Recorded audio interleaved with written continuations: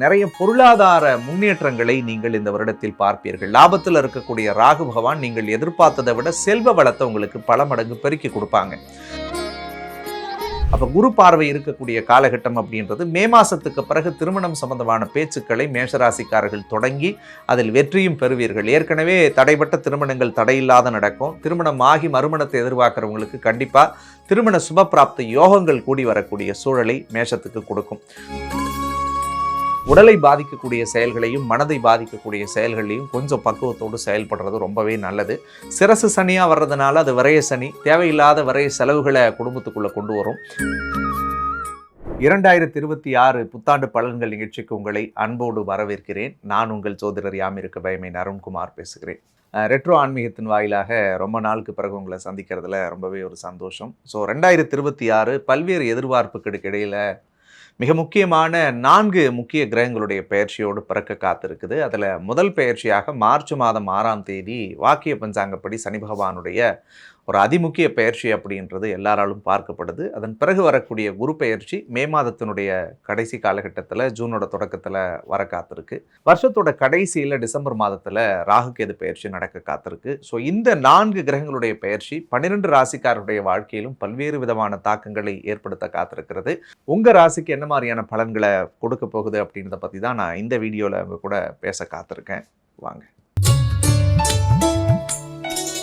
மேஷராசிக்காரர்களுக்கு வருஷத்தினுடைய தொடக்க காலகட்டங்களில் மார்ச் மாதத்தில் 7.5 சனி வாக்கிய பஞ்சாங்கப்படி ஆரம்பிக்குது. பொதுவாக அந்த சனி பகவான் ஆரம்பிக்கக்கூடிய காலகட்டம் என்பது மேஷராசிக்காரர்களுக்கு நிச்சயமாக ஒரு பயமும் பதட்டமும் இருக்கும் அப்படின்றதுல மாற்றுக்கிறது கிடையாது. பட் 2026 ஒரு மிகப்பெரிய நிம்மதி பெருமூச்சு ஓடக்கூடிய விஷயம், 3ல் இருக்கக்கூடிய குரு 4வது இடத்துக்கு உச்சமான இடத்துக்கு வரார்.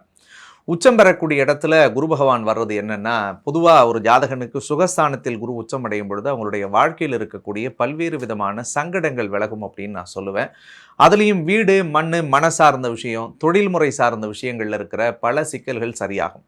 சார் வாடகை வீட்டில் இருக்கேன் சார், என்னால் ஒரு புது வீட்டுக்கு போக முடியல அப்படின்னு நினைக்கக்கூடிய மேஷராசிக்காரர்கள் வீடு வாங்கக்கூடிய யோகம் உண்டு. சார் ஒரு சின்ன இடம் கூட இல்லாமல் நாங்கள் வாழ்ந்துட்டுருக்குறோன்னு நினைக்கக்கூடியவர்கள்லாம் ஒரு புதிய இடம் வாங்கிக்கிட்டு நீங்கள் அந்த இடத்துல ஒரு வீடு கட்டுறதுக்குரிய வாய்ப்புகளை ஏற்படுத்தும்.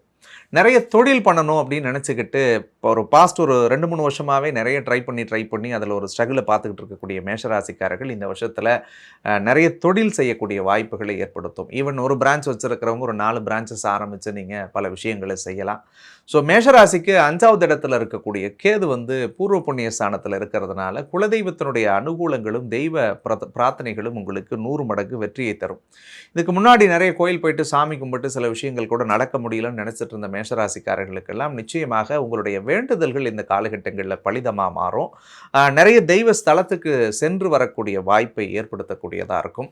மேஷராசி பெரும்பாலும் எதிர்பார்த்துட்டு இருந்தது லாஸ்ட் ஒரு 2-3 வருஷமாக சனியோட நகர்வினால் அந்த வேலை சம்பந்தமான விஷயங்களில் அவங்களுக்கு பெரிய ஒரு தொய்வை கொடுத்துக்கிட்டே இருந்தது.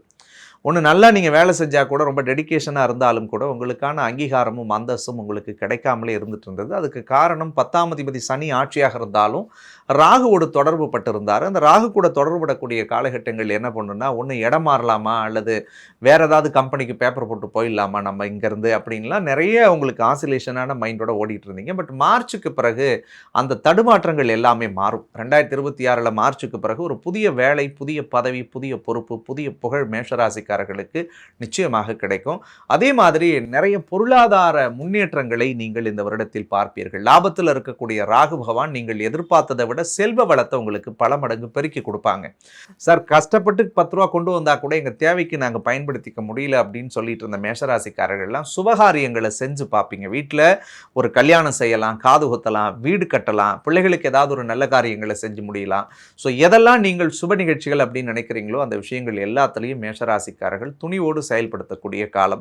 திருமணம் செய்யலாமா, 7.5 சனி ஆரம்பிக்குதுன்னு நிறைய மேஷராசிக்காரர்களுக்கு மனசுல குழப்பம் இருக்கும். கவலையே பட வேணாம். கல்யாணம் நீங்க தாராளமாக பண்ணலாம். ஏன்னா 4ஆம் இடத்துல குரு உச்சமடைகிறார் சுகஸ்தானத்தில். அப்படி பார்க்கும் பொழுது உங்களுடைய அஷ்டமஸ்தானத்தை முதல் பார்வையாக குரு பார்க்குறாருங்க. அப்போ குரு பார்வை இருக்கக்கூடிய காலகட்டம் அப்படின்றது மே மாதத்துக்கு பிறகு திருமணம் சம்பந்தமான பேச்சுக்களை மேஷராசிக்காரர்கள் தொடங்கி அதில் வெற்றியும் பெறுவீர்கள். ஏற்கனவே தடைப்பட்ட திருமணங்கள் தடையில்லாத நடக்கும். திருமணம் ஆகி மறுமணத்தை எதிர்பார்க்குறவங்களுக்கு கண்டிப்பாக திருமண சுபப்பிராப்த யோகங்கள் கூடி வரக்கூடிய சூழலை மேஷத்துக்கு கொடுக்கும். ஸோ கடந்த காலத்தில் இருந்த பொருளாதார மந்தத்தன்மை விலகி கடன் சுமைகள்ல இருந்தெல்லாம் மீண்டு வருவீங்க. யாராவது கிரெடிட் கார்டு லோனில் மாட்டிக்கிட்டோம், வேற ஏதாவது பணம் வாங்கிக்கிட்டு எங்களால் திரும்ப கொடுக்க முடியல அப்படின்னு போராடிட்டு இருந்தீங்கன்னா அந்த விஷயங்கள் சரியாகும். நிறைய பேத்துக்கு இந்த மனப்பதட்ட நோய் சரியாயிடும். 6ல் கேது இருந்தப்பெல்லாம் எலும்பு நரம்பு சம்பந்தமான பாதிப்பு அல்லது மர்ம நோய்கள் ஏதாவது உடம்புல இருக்கும் அப்படின்னு ஒரு பயம் மேஷத்துக்கு இருந்துகிட்டே இருந்தது. அந்த 6ல் கேது விலகினதுக்கு பிறகு இனி வரக்கூடிய காலகட்டம் உங்களுடைய வாழ்க்கைக்கு ஒரு பெரிய மாற்றம் தரக்கூடியதாக இருக்கும். ஏப்ரலில் கேது விலகி இருந்தாலும் இந்த 6-7 மாதங்களும் அதோட தாக்கம் குறைஞ்ச பாடு இல்லைன்னு நினச்சிட்டு இருந்தீங்க. பட் 2026ல் அந்த சிக்கல்கள் எல்லாம் சரியாகும். 12ல் சனி வராருங்க, 7.5 சனி. உண்மையை சொல்லணும்னா கொஞ்சம் கவனமாக தான் இருக்கணும். 7.5 சனியில் 1000 மாறுதல்களே, சனி நல்லவர், நீதிமானு, நீங்கள் பண்ணுற நல்லதுக்கு நல்லது, கெட்டதுக்கு கெட்டது அப்படி செய்வார் அப்படின்னு நானும் சொல்ல விரும்பலை. ஏன்னா மனுஷனுடைய படைப்பே கடவுள் இன்பம் துன்பம் வலி அழுகை சோகம் துக்கம் கண்ணீரோட சேர்த்து படைச்சது தான்.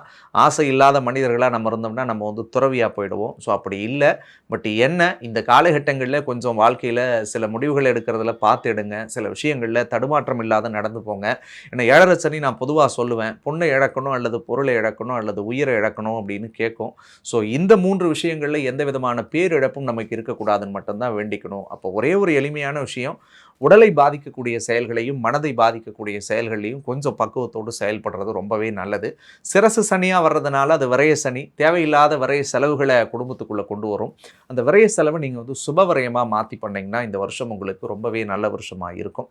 எந்த விஷயங்களில் மேஷராசிக்காரர்கள் கொஞ்சம் கவனமாக இருக்கணும் அப்படின்னு சொல்லி பார்த்தோம்னா, பிள்ளைகளுடைய உடல் நலத்தில் கொஞ்சம் கவனத்தோடு இருங்க.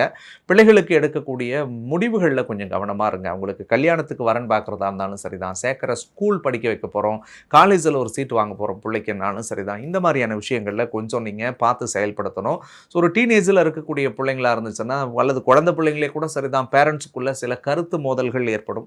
அதில் கொஞ்சம் விட்டு கொடுத்து போகணும். அப்படி இல்லை சார் என் குழந்தை மாதிரி தங்கமான பிள்ளை இல்லைன்னா தயவு செஞ்சு பிள்ளையோட உடம்பு பார்த்துக்கோங்க. ஸோ இந்த விஷயங்களில் கொஞ்சம் நீங்கள் ஃபோக்கஸ்டாக இருந்தீங்கன்னா உங்களுடைய வாழ்க்கை மிகப்பெரிய தெளிவை தரக்கூடியதாக இருக்கும்.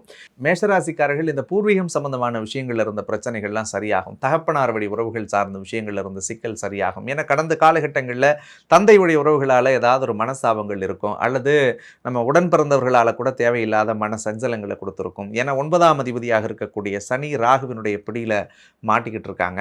ஸோ அப்படி இருக்கும் பட்சத்தில் கண்டிப்பாக சில சிக்கல்கள் இருந்துட்டு இருந்துச்சு. பட் 2026ல் அந்த சிக்கல்கள் எல்லாமே மாறும். சொந்த ஊருக்கு போகணும்னு நினச்சவங்களுடைய கனவுகள் வெற்றி அடையும். நான் வெளிநாட்டில் இருக்கேன் சார், சொந்த ஊரில் ஒரு பிஸ்னஸ் பண்ணணும்னு நினச்சேன், கண்டிப்பாக நடக்கும். சொந்த எல்லையில் நான் ஒரு வீடு கட்டணும்னு விருப்பப்படுறேன் அப்படின்னா கண்டிப்பாக அது நடக்கக்கூடியதாக இருக்கும். அதே மாதிரி பெரிய பங்குச்சந்தை முதலீடு, ஷேர் மார்க்கெட் ரிலேட்டடான விஷயங்கள்லாம் நிறைய இன்வெஸ்ட் பண்ணணும்னு விருப்பப்பட்டவங்கலாம் கடவுள் புண்ணியத்தில் தாராளமாக இந்த பீரியடில் நீங்கள் செய்யலாம். அதே மாதிரி நல்ல விஷயம் நான் எப்போல்லாம் தொடங்கலாம் அப்படின்னா, மே மாதம் வரைக்கும் கொஞ்சம் மேஷராசிக்காரர்கள் நிதானமாக நீங்கள் செயல்படணும். மேக்கு பிறகு நீங்கள் எதை வேணாலும் செய்யுங்க. குரு நாளில் உச்சமடைகிறது உங்களுடைய வாழ்க்கைக்கு ஒரு பெரிய வெற்றியை தரக்கூடிய அடிப்படையில் இருக்கும் அப்படின்றதுல மாற்றுக்கிறது கிடையாதுங்க.